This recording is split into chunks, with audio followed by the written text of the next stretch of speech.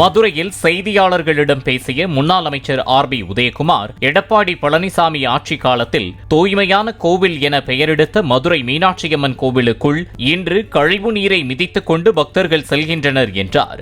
மதுரையை குப்பை நகராக மாற்றியதுதான் திமுகவின் சாதனை என்றும் அவர் கூறினார்.